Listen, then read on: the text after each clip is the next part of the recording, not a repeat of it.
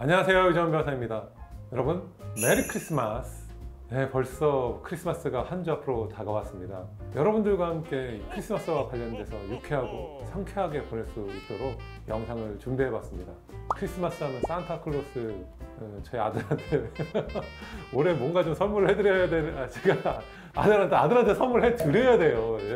해주는 게 아니라 이제 아들이 상전이라 케빈을 크리스마스 때마다 이게 뭐 OTT에서 해주니까 저희도 보기는 하는데 보지는 않았던 것 같아요. 아, 케빈 또 하네? 아, 또 하네? 이러면서 그냥 다른 채널 봤던 것 같고, 올해는 케빈과 함께 뭘 할 수 있을까요? 최근에 기억을 더듬어 보면은 거의 한 20년 전이지 않을까요? 대체적으로는 나홀로 집에를 저도 어렸을 때 본 것 같아요. 최근에 맥컬리 컬킨이 어떻게 좀 변화했나 이런 거 찾아보고 싶은 마음이 있어가지고 검색해봤던 기억도 있는데, 관련해가지고 저도 그 트위터를 본 것 같아요. 맥컬리 컬킨이 너희가 나이 먹었음을 증명해주겠다라고 하면서 자기가 어떻게 변했는지를 이제 올린 것 같은데, 아, 그거 보면서 진짜 격세지감이다라는 생각도 들기도 하고, 저도 어렸을 때 나 맥컬리 컬킨이랑 별 차이 안 났나 하는 생각도 들기도 합니다. 와, 집이 이쁘네요. 와, 이거 크리스마스 분위기가 물씬 나네. 전구들로 이렇게 해놓으니까. 이게 보다 보니까 아이가 왜 이렇게 많아요? 아, 도대체 애가 몇 명이지? 이게 얘를 이렇게 많이 낳을 수가 있는가?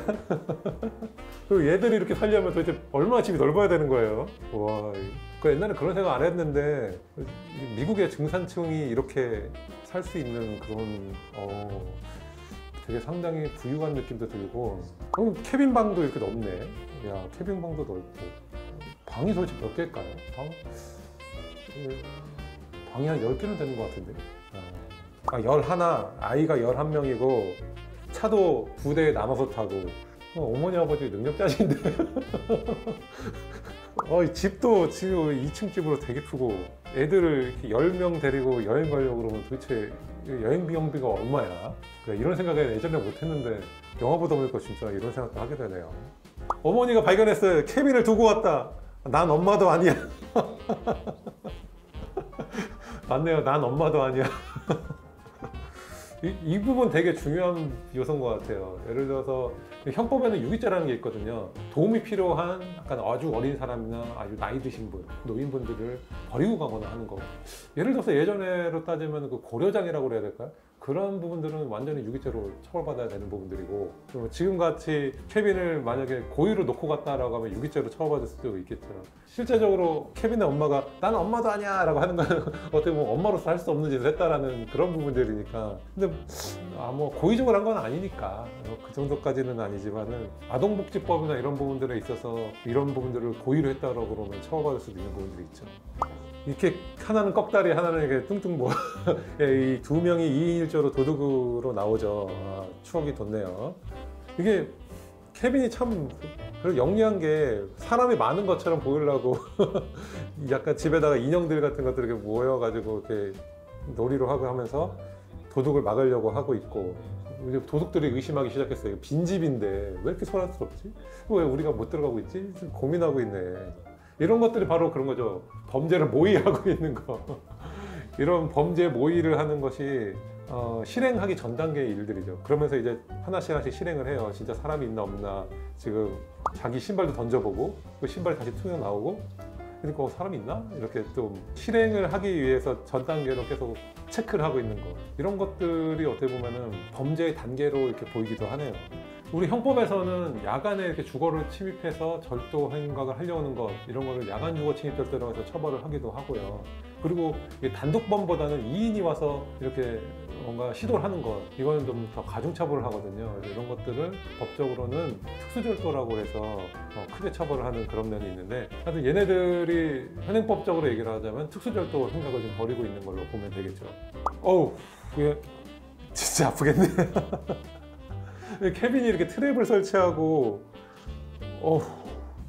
막 넘어지게 하게 만들고, 그다음에 그 뭐 다리미까지 이렇게 날려가지고 맞추고 이러거든요. 이런 거는 법률적으로 얘기를 하자고 그러면은 상해 행위라고 볼 수 있겠죠. 폭행은 단순히 내가 때리는 건데 그 때리는 걸 넘어서 뭐 골절을 일으키거나 멍들게 하거나 이럴 수 있는 그런 행위를 하는 거기 때문에 법률적으로는 상해에 해당하고 이 정도로 가격을 하고 한다고 그러면은 거의 골절이 일어날 수 있는 정도니까 상해 중에서도 상당히 무거운 상해로 좀 세게 처벌받는 이런 일들이 있을 수 있죠. 케빈이 가해행위를 했는데 그럼 처벌을 받아야 될까요? 자기 또는 타인의 어떤 위난에 있을 때 어떤 그것을 방어하기 위한 상당한 행위는 법적으로 처벌하지 않는다. 이런 부분이 이제 정당방위 행위거든요. 근데 중요한 건 이제 상당성이 있어야 되거든요. 이 사람이 자로 갖고 나를 때리려고 했는데 나는 칼을 들고 때렸다. 이러면 안 되는 거거든요. 그런데 이제 케빈 같은 경우를 보면은 상당 부분 어떻게 보면은 과잉방위로 갈 수 있는 소지는 많은 것 같아요. 물론 이제 그 도둑들이 들어오니까 그걸 막기 위해서 정당한 그런 행위들을 하고 있는 거거든요. 근데 뭐 다리미를 던지고 갑자기 줄을 끊어가지고 도둑들이 뭐 다치게 하고 이런 부분들은 어떤 면에서는 과잉방위로 갈 수도 있는 부분들이 상당히 있다. 우리나라 법은 그럴 것 같은데 미국에서는 뭐 주거 침입하는 경우에 총을 쏴도 뭐 어떤 경우에 정당방위라고 인정을 해주니까 케빈의 행위 같은 경우는 상당 부분 뭐 정당방위로 인정될 수 있을 것 같고요. 우리나라로 본다고 그러면은 어느 정도 제가 볼 때는 과잉방위로 갈 가능성이 큰데 어떤 정당방위의 범위를 넘어선 부분이라는 거죠.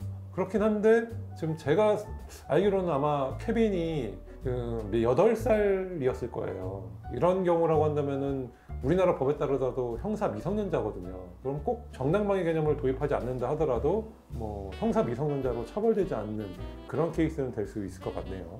혹시라도 여러분들 좀 궁금하실 것 같아서 말씀을 드리는 건데 8살짜리가 가해 행위라면 무조건 그걸 면책이 되는 거냐 이렇게 생각하실 수 있는데 뭐 이런 경우에는 부모가 대신 책임져야 될 수도 있습니다. 이제 부모가 아이를 잘 관리하지 못해서 어떤 타인에게 손해를 끼친 경우에는 아이한테는 책임을 묻지 못하더라도 부모가 책임을 져야 되는 그런 부분이 있을 수 있거든요. 그래서 뭐 케빈의 행위는 제가 볼 때는 뭐 정당방위로 면책될 수 있는 부분이 상당히 있다고 보고요. 민사적으로도 뭐 배상 책임을 했을 때 이기기는 쉽지 않을 것 같기는 하네요. 간만에 추억 돋는 영화를 봐서 상당히 즐겁네요. 여러분들도 같이 저와 함께 이런 즐거움을 좀 나눠갔으면 하고요. 확실히 케빈 영상을 보니까 와, 크리스마스가 성큼 다가왔구나 라는 생각이 듭니다. 여러분들도 추억 삼아서 한번 보시면 좋을 것 같고 영상을 보시면서 정당방위가 어디까지 허용되는지 여러분들도 한번 개념적으로 한번 체험을 한번 해보시면 좋을 것 같다는 생각을 합니다. 오늘 준비한 영상은 여기까지고요. 여러분은 행복한 크리스마스 보내시기 바랍니다. 다음에도 재미있는 내용으로 여러분을 찾아뵙도록 하겠습니다.